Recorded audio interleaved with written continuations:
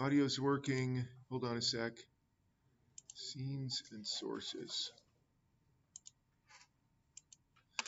Yeah, if you're watching the video, it's just black right now.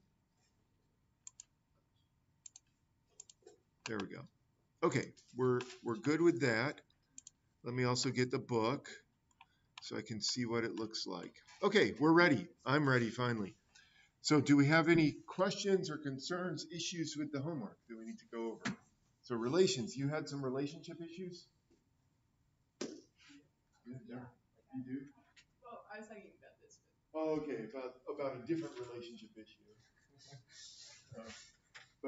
But for this book here, what sort of relationship issues do we need to work through together?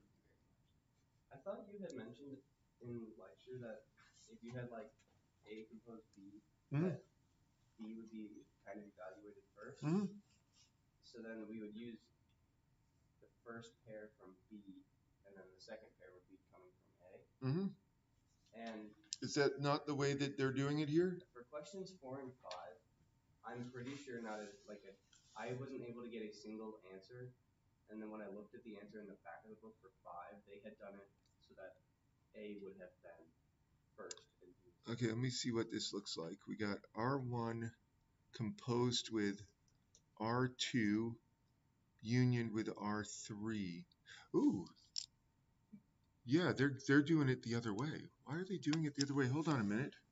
You apply a function from right to left. When you evaluate functions, you evaluate them from right to left. And they're going from left to right. Relationship composed with relationship. Huh. That doesn't make logical sense.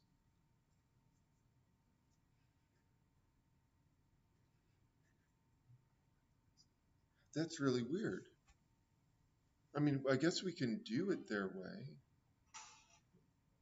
That's really weird. Why did they do it that way? Who is this person, Grimaldi? Okay, so apparently we're gonna work backwards and do this the opposite way of the way that it should be done.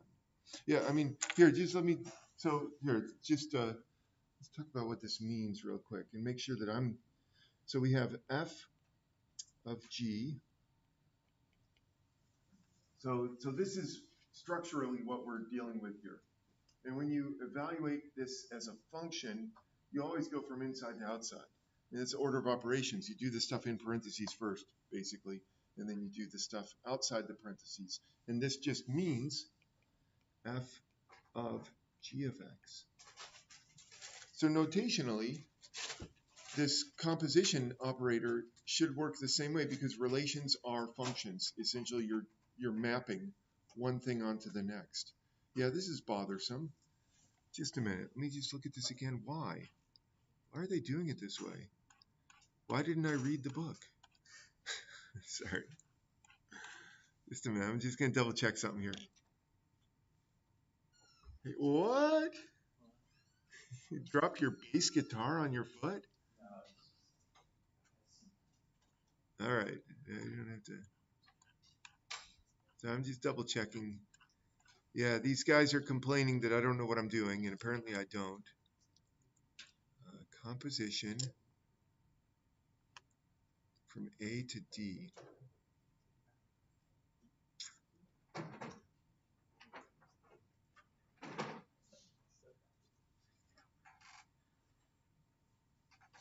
Okay, let's see. Just a minute. I think maybe I'm okay. Maybe it's the same thing. Let's see if we can figure this one out together. Okay, so let's take a look at 4. Your complaint is with 4, is that right? I think or they 5? Do it as they intended, but it's contradictory to what I was doing. You're saying. That's what I think. Okay, yeah. Let me see. I'm curious. Is it number 5? Both. And 4, but 4 is not in the back of the book. Right. Oh, so yeah. Okay. 5 we have in the back of the book. Okay, yeah. Let's do 5. So, or at least let me do at least the first part of 5, just so that I can be happy with myself. So number 5, we need relation 1 which is, here we are, 1m. So 1 is related to m, 1 is related to n. Yeah, because this is important that we're consistent. So let me just put that up there. And then relation, so I'm just going to do the first one, which says determine R1 composed with R2 intersect R3. So let me just do R2 intersected with R3. And you know how to do this. This is easy enough. So R2 is M3, R3. Okay, just a second. M3, M4, and that's it for the intersection. So far, so good? So we got the intersection. So now I want to do the composition. R1 composed with, I'm going to call this, just for the sake of simplicity, that's S. Okay. So let me think about this. M approaches, let me just make sure that this, so M goes to 3. Yeah, this is completely backwards. Huh. So what I would get here is the empty set. But that just happens to be the case for the next part of 5, and then the 2 parts for 4A and the 2 parts for 4B. Wait, the empty set, you mean? Yeah. Like, I wasn't able, like, I mean, it was obviously pretty quick, but I didn't get anything at all for questions 4 or 5. They were all empty sets. Yes, but the then I back did of the it other book, way. the back of the book didn't give you empty sets. Right. So the back of the book had, for this, So the back of the book did this, at least in the way I'm thinking about it. You got it, well, okay. I guess we have to go with the way that this book is thinking about these things, because I think of a relation as being like a function, but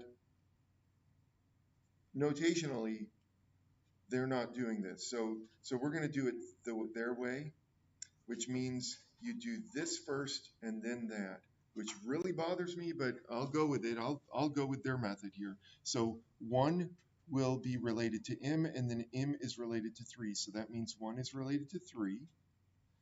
Then 1 is related to m is related to 4, so 1 is related to 4. And then the rest of these don't have any counterparts down there in the S. So is that what the back of the book has? Oh yeah, that bothers me. Okay, I may have to do some more digging and reading of this, because to me a relation is just a function. At least that's the way I've always learned it. And so that is the backwards from the way that we evaluate functions. You know how to, I mean, so there's where my issue is this. So I will look this up. I'll try to dig and try to figure out what the reasoning is, because I'm pretty sure it's been a while since I've actually read this. I'm pretty sure that they talk about relations as being functions, that this is a function. It's like sorry. It's the other way around. Functions are relations. Because relations need not be functions, and in fact, this relation is not a function. Is that right? Yeah, because a function is defined as each input has only one output. And here you have one input with 2 different outputs. All right, what do you think, Gina? You were going to contribute to the joy? Yeah, I got nothing. Okay, so, sorry, I thought you were wanting to interject. So this could be part of the issue here with this, is that I messed up, or at least I misunderstood the way that the direction they're going. So I need to dig a little bit further into this to find out how they're dealing with composition. Technically, it doesn't really matter in a sense, because at least if we can be consistent, and now that we understand the way that Grimaldi is using the composition, R1 first, that bothers me. But anyway, now that we understand that, or now that I understand that, I can at least be consistent with Grimaldi. It still bothers me. So I'm curious to see how he reconciles this with the idea of a function. So I'll have to figure that one out. But in terms of these relations, I don't know. Is there other stuff that we need to talk about? What were the problems that you had to do? Did you have no matrices? No. No matrices? Well, that's pitiful.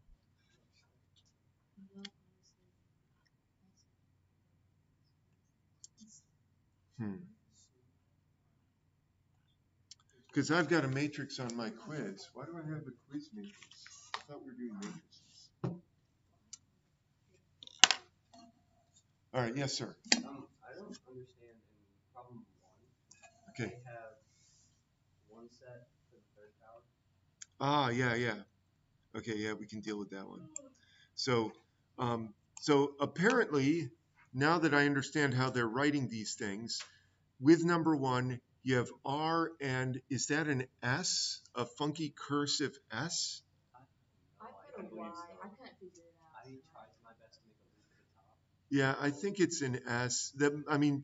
You would think it should be an S, given that relations are usually referred to as R and S. It's just, it doesn't look like it. It looks like an I, a cursive I, or looks like a Greek letter.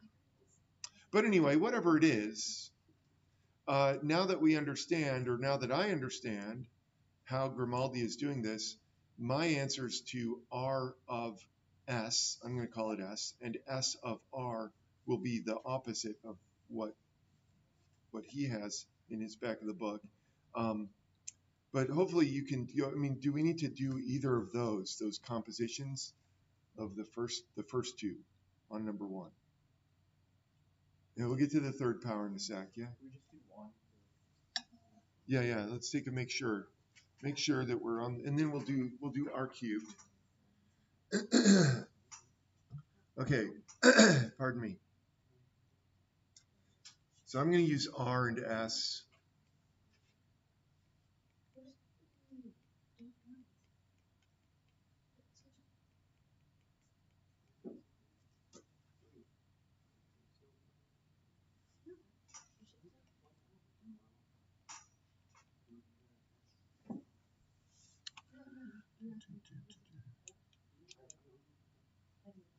Oops. 1, 2. 2,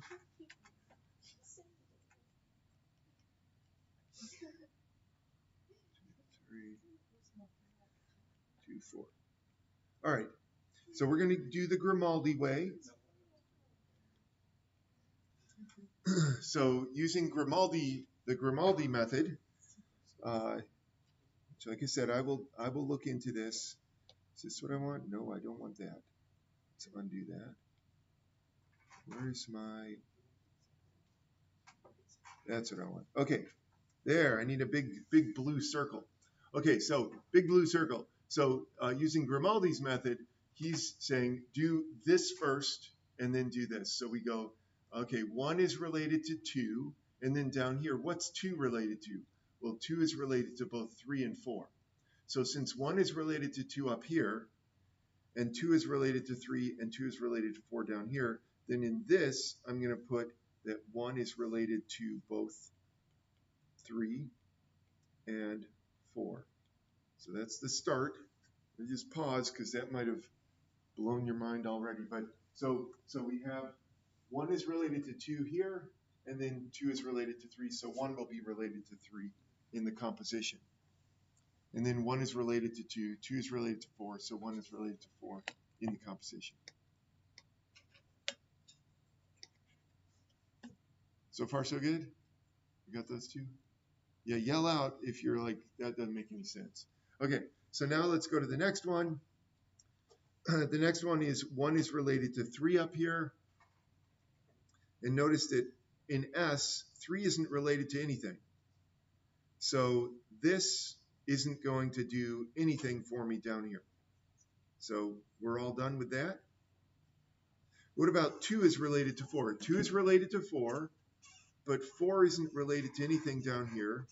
And so that as well, I can't link up. So maybe you could think of it as like dominoes. This is a good way. Yeah, dominoes. That you have a domino here, 2, 4, and to link it up with something down here, you have to have a 4 to begin with. So 2, 4, and then what does that link up with? So here we had a 1, 2, and you could link the 2 on that domino with this domino to give me 1 and 3, sort of like a little train of dominoes. 4 is related to 4 up here, but it's not related. 4 isn't related to anything in S. So I think I'm done with this first one. So R is R of S, the Grimaldi method. It's the opposite of the way I would do it, but it's fine now that we understand it. And like I said, I need to understand this from Grimaldi's perspective. He may have a good reason why he's backwards. And it all has to do with the functions. So I'll look that up. S of R, we'll do the opposite. Starting with S, 1 is related to 1 down here, and 1 is related to 2 and 3 up here. So you have that domino, and you can stick that next to either of these. And the result will be 2 trains. 1 will be related to 2, and 1 will be related to 3. So stop me if there's like I could draw the dominoes here. Let me do it just for fun here. Here's the domino. This is 1 is related to 1.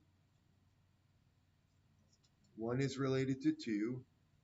And so you put those together and you get this. Sort of overlap. 1 is related to 2. I don't know. Or you just stick them next to each other, like I've got them here. 1 is related to 2 in the composition. Okay, getting back to this, let's finish this one up, and then we'll do the R cubed. Don't worry, we're going to be R cubed in just a sec. So now for S, you have 1 is related to 2 down here, and 2 is related to 4 up here. So when you compose those, you get 1 is related to 4. And that's it. And then going through this some more, we have 1 is related to 3 down here, but there's no 3 domino up here. None that start with 3. So there's nothing I can do with this one. Nothing I can do with that one either. Finally, 2 is related to 4 down here, and up here 4 is related to itself. So I can stick those together, and I'll get 2 is related to 4. And that's it. So that's these two. Let me draw that one. 2 is related to 4. Next to 4 is related to 4. So this one came from S, this one came from R. And so 2 is related to 4 is in there. So far, so good? Maybe? We'll pretend you're okay? Yeah, you're okay with these. So the final frontier, you asked me about what's R cubed. So R cubed, what that's referring to is just R of R of R. And so we're just going to do 3 relations. So let's see if we can work this one out. Essentially, I mean, one way to look at this is you could group these, do R of R, which you had to do just before R cubed, that's R squared. And then after you do that, you do that of R. Or another way is just think of trying to put together strings of 3 dominoes, I suppose. Get rid of these. So whatever helps you is fine.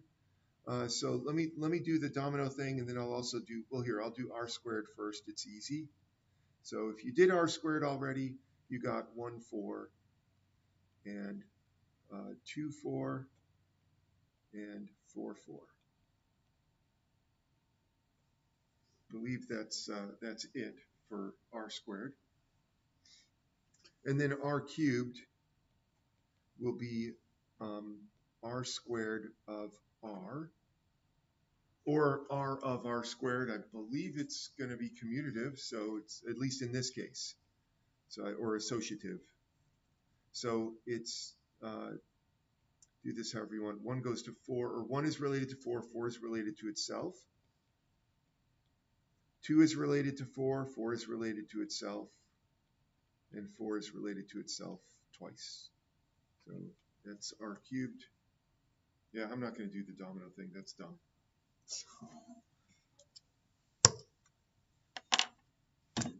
So what do you think? Is that the R cubed? Okay, I mean, it's kind of feels silly because it's the same as R squared. Is there an S cubed? There is an S cubed. Is S cubed more interesting? Let me look. S cubed.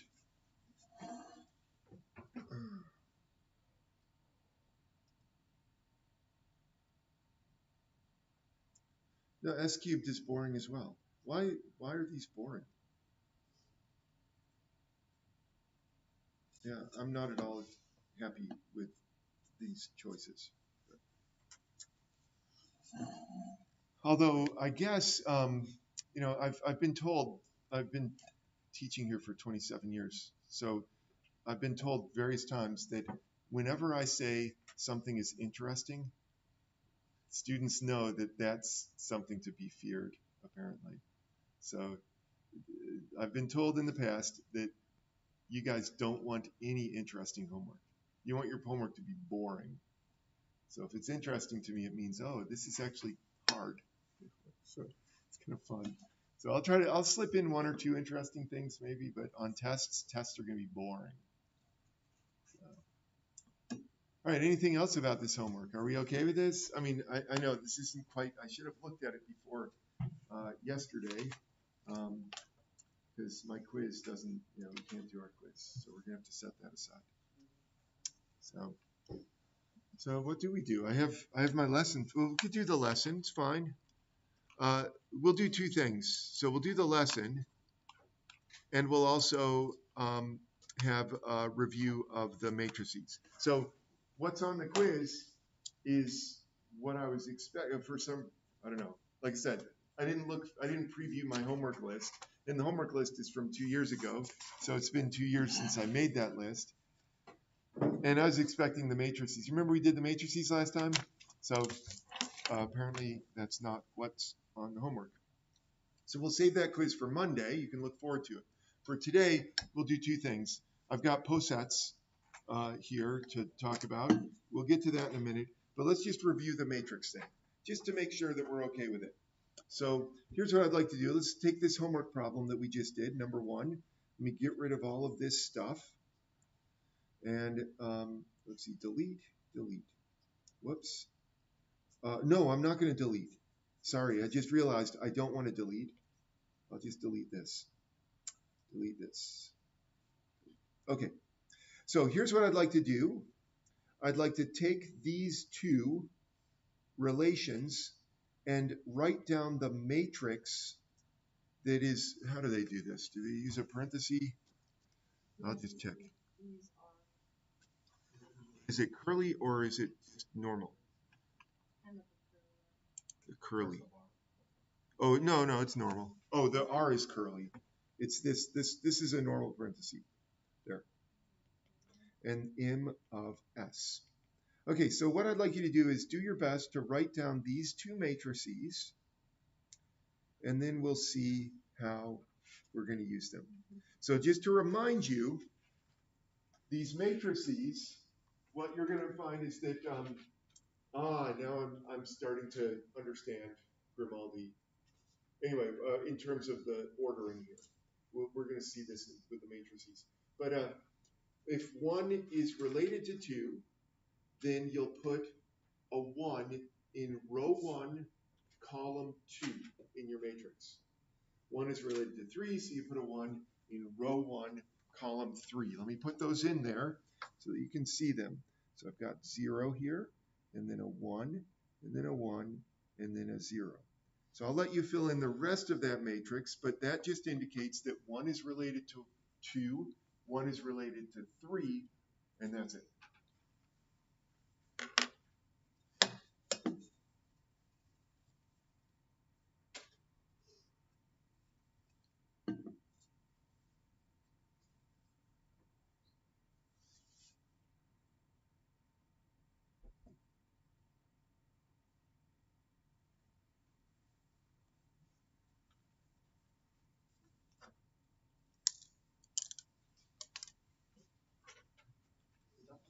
Yep.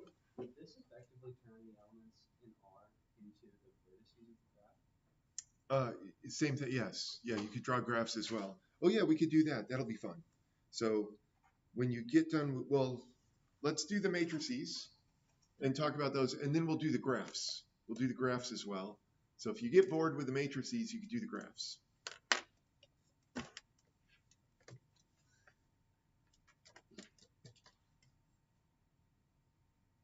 Right.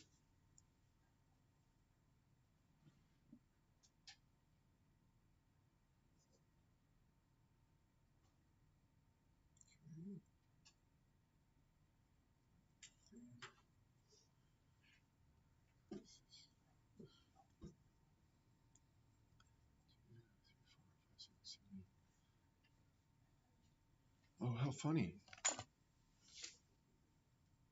I think I'm like Pearson. And if Joseph isn't here, he doesn't exist because I only printed 8. And there, if he was here, there'd be 9. I just realized that. It's so weird. So he wasn't. So yeah, you'll have to let him know if he starts existing again.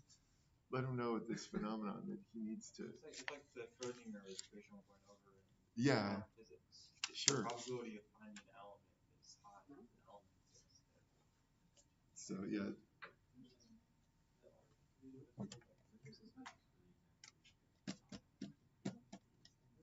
Yeah. So for the x minus y, it's a multiple of 3. Is that for all of them? Okay, so that was a specific relation that we were doing, and these are different relations. These relations are just given as these abstract things. I don't know what they represent, but they're not as cool as that. Yeah. By the way, that one where the relation that x is related to y if x minus y is a multiple of 3, that is basically just the equivalence relation for modular arithmetic. It's mod 3. So when you're doing this in modern algebra, that's what it is.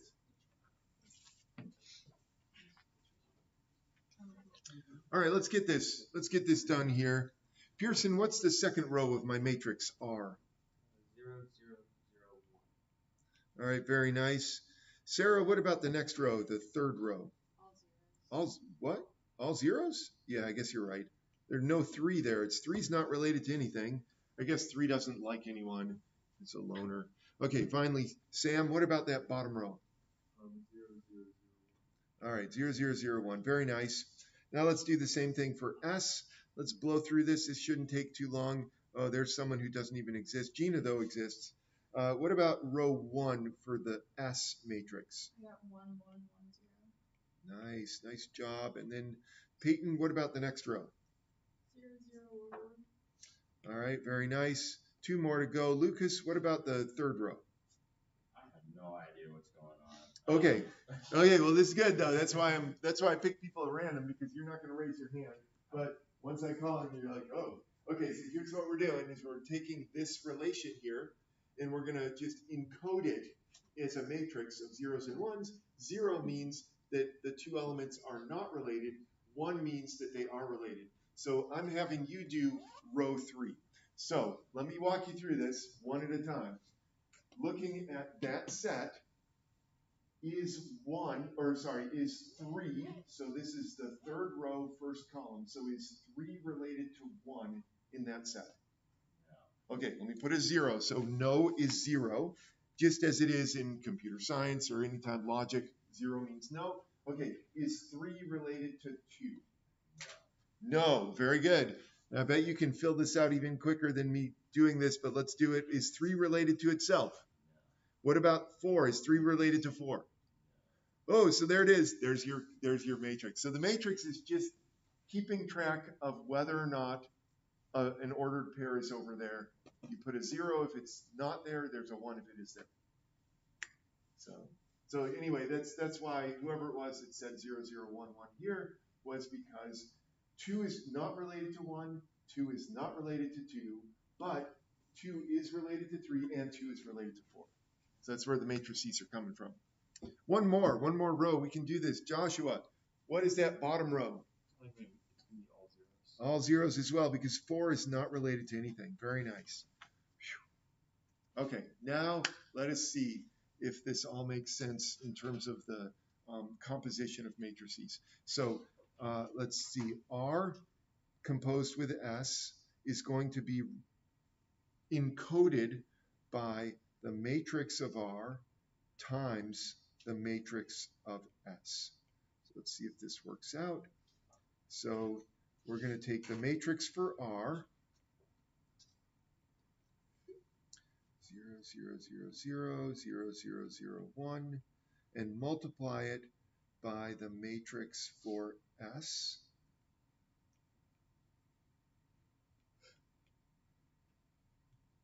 And see what we get. Oh, bless you.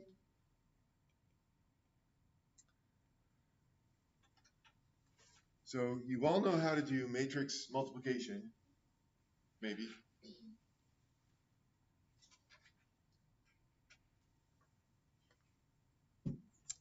So let's go ahead and see if we can do this. I'm just going to remind you. I'll just do this once. So I'm not going to bore you with this, but let's just remind you that to get this first entry right here, you're going to multiply this row times this column. You do it element-wise, one at a time. So 0 times 1, 1 times 0, 1 times 0, 0 times 0, add it all up. Technically what we're doing is we're doing a Boolean sum, so it's you're doing an OR. So you're multiplying and then doing OR all of that stuff together. But whatever, it's going to be a 0 here. And let me just do the next one, and then I'll call on people to make sure that we're all on the same page. So the next one, I'm just going to move this over 1. Let's see, can I get rid of this? Oh yeah, just moved it over. There it is. So now this next spot is going to be the top row times the second column. Same deal. 0 times 1 is 0, plus 1 times 0, which is 0, 1 times 0, 0 times 0. You can write it out if you need to, but it should be pretty straightforward. And that's going to be also 0. And then the next one is actually going to be 1. And then the next one is 1. And here I can just move this over so you can see. There's the third column. The reason why that's a 1 is because 0 times 1 is 0. 1 times 1 is 1, so we're adding these up. 1 times 0 is 0. 0 times 0 is 0. I guess technically, since all we care about is the Boolean value, like whether it's true or false, once we get a 1, we're all done. Like you're like, okay, there's a 1 here. I don't need to multiply all the rest of this together. I'll just put a 1 there.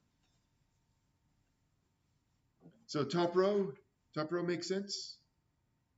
All right, see if you can fill in the rest of this. And I'll tell you right now, there's going to be a lot of zeros. But I'll give you a minute, see if you can work that one out.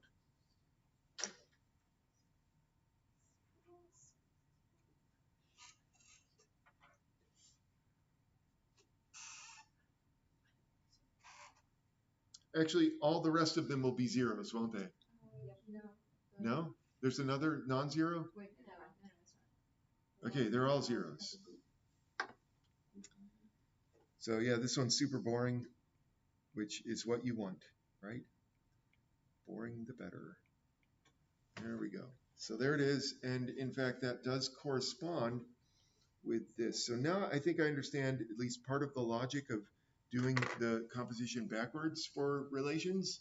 I think probably the situation is that you have to compromise one or the other. You either have to compromise your function notation or you have to compromise the matrix.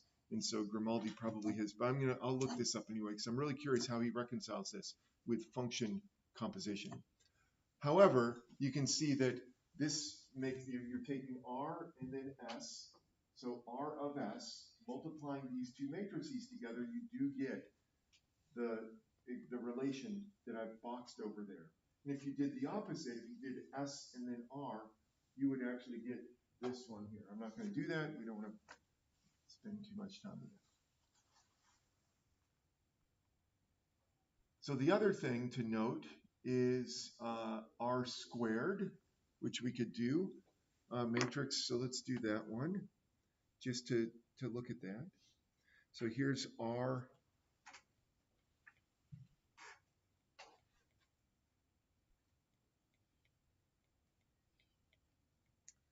And here's R again.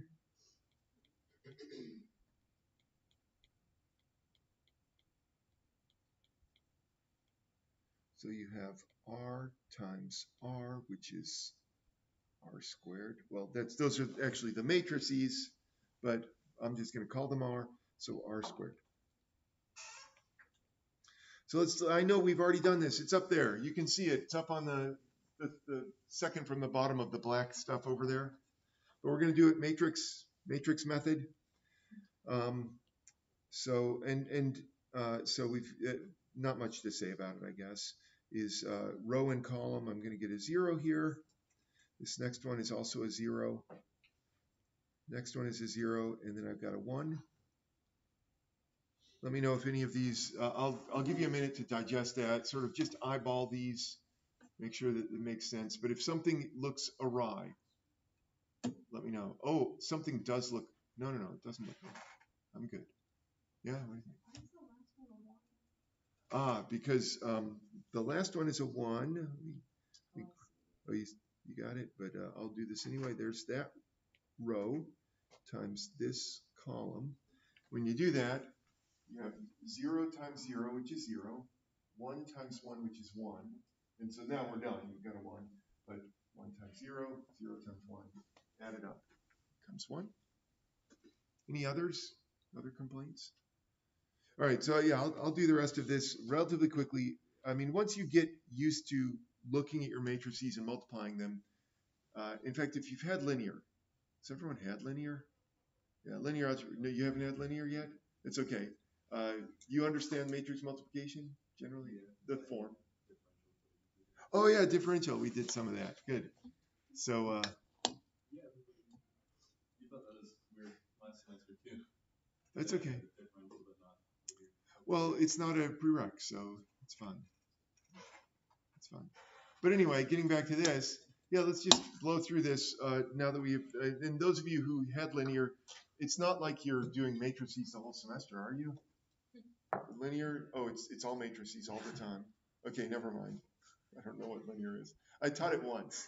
It's like 10 years ago, and I didn't like it. I mastered the art of writing 0. Oh, 0 matrix? Or is it 0? Like, yeah, it looked like all like zeros. Yeah, so anyway, this one, we end up with, let's see, 0, 0, 0, 1, 0, 0, 0, 0, and 0, 0, 0, 1 is the last one.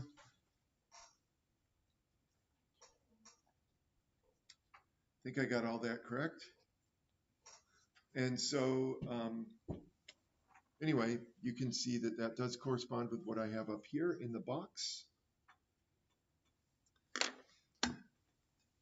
Now that we got that up here, and we could have done this visually checking this with R squared, but it's a lot easier in my mind to just look at the matrices. You can tell whether R is transitive or not. So this is the whole transitivity. Transitivity is a lot easier to check using a matrix, at least I think. And the way you can check is you're looking at the matrix R squared. Maybe I should label this R squared. Comparing it with the matrix R, which I'll just underline here. That's matrix R. And you want to know, is R squared a subset of R?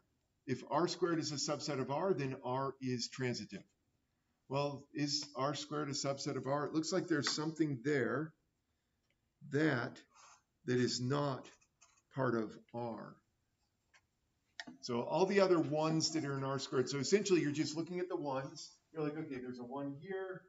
No, here, let's go to the bottom. This one is over here. This one is over here. So we're all okay until we get to this one. That one is not here. And so that means this is not transitive, because you could do the 1, 2, or no, sorry, the 1, 4 operation. How did I get this? Oh, I see. I did the 1, 2, and then the 2, 4. That's what happened. 1, 2, 2, 4 gives you 1, 4, but 1, 4 is not part of the original relation. So I don't know, does that, do we need to do another one? Do So another that one. makes it not transitive. Not transitive. Once you have a subset or something like that. Let's take, maybe if we look at another one that is transitive, just to see how this shakes out, it'll make it more, make it stick. So let's try this. Let's take R, we'll just call this the matrix for R. And I'll just make one that I know is transitive. So we have 1, 1, 1, 1, 0, 1, 1, 1, 0, 0, 1, 1, 0, 0, 0, 1. So I'm pretty sure that's transitive. I guess we're going to find out. So I want to do R squared. So let me write this down. Oh, I have the power to just copy and paste. So I'm going to copy, paste, paste. That's beautiful. Okay. All right, so let's take a look at this particular situation. Do R squared, and we'll see what we get. I suppose I could have even made it a little bit less, yeah, a little bit more interesting. Oh, but you don't like interesting, do you? This one's boring.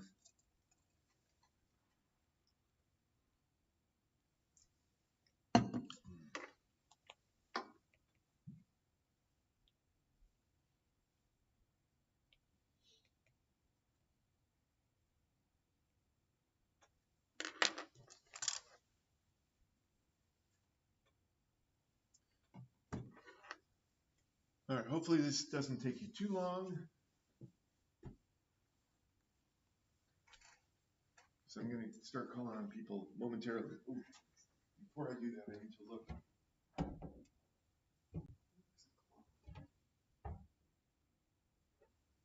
Sorry, Professor Hewlett asked me to look for her scissors, just in case. I don't think they're here. She has a big tub full of, like one of these tubs. It is gone missing.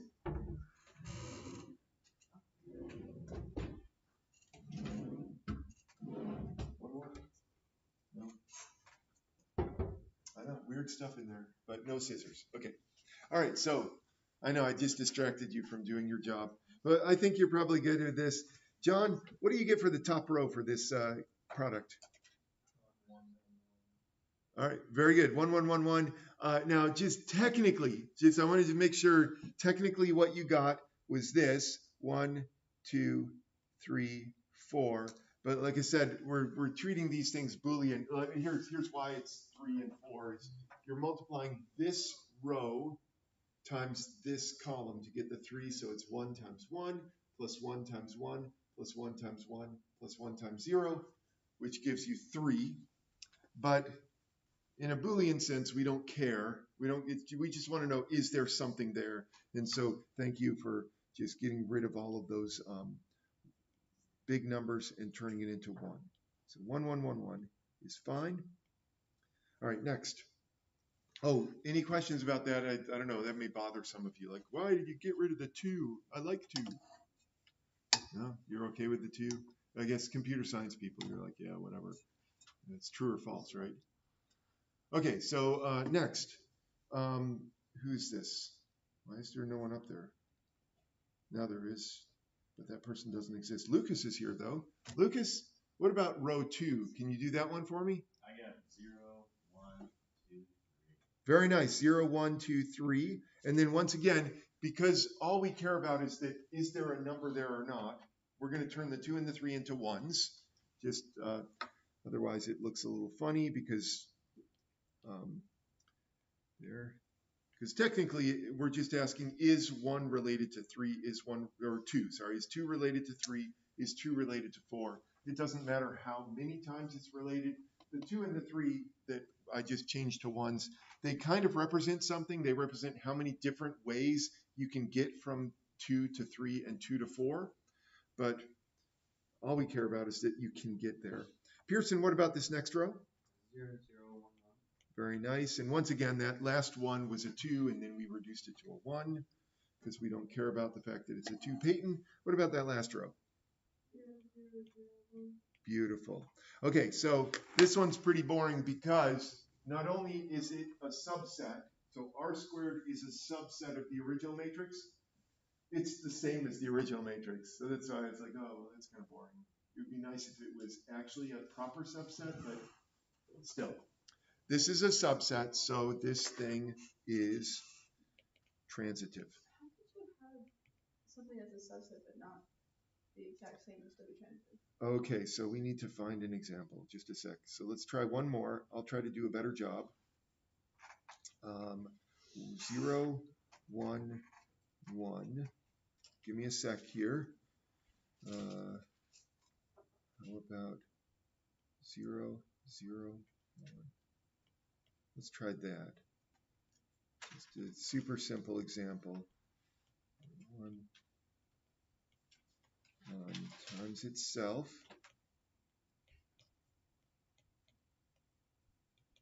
So this first one is going to be 0, 0, 1, 0, 0, 0, 0, 0, 0. There. Okay, so there's an example. So this relation looks like this. 1 is related to 2, 1 is related to 3, and 2 is related to 3. There. Okay, so this is transitive, but it's a proper subset. So here, if you did R composed with itself, the only thing you get was 1 is related to 3, which certainly is a subset of the original, but it's not, you don't get everything. So it's an actual proper subset. So I think that if you have a reflexive, so reflexive would be that there's ones along the diagonal, which means 1 is related to itself, 2 is related to itself, and 3 is related to itself. I believe that if it's reflexive and transitive, then you end up with the same matrix. So reflexive doesn't guarantee that you're transitive. Yeah, like here, this is reflexive.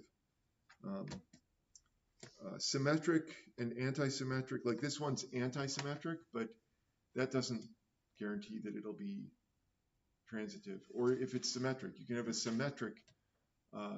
Certainly, if this was all ones, like this, if you had a full matrix of ones, you have a symmetric, reflexive, and transitive.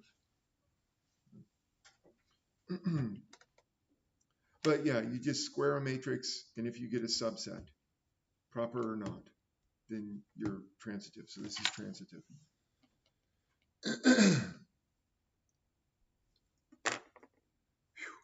All right, so Hasse diagrams and posets, we're not going to get to that.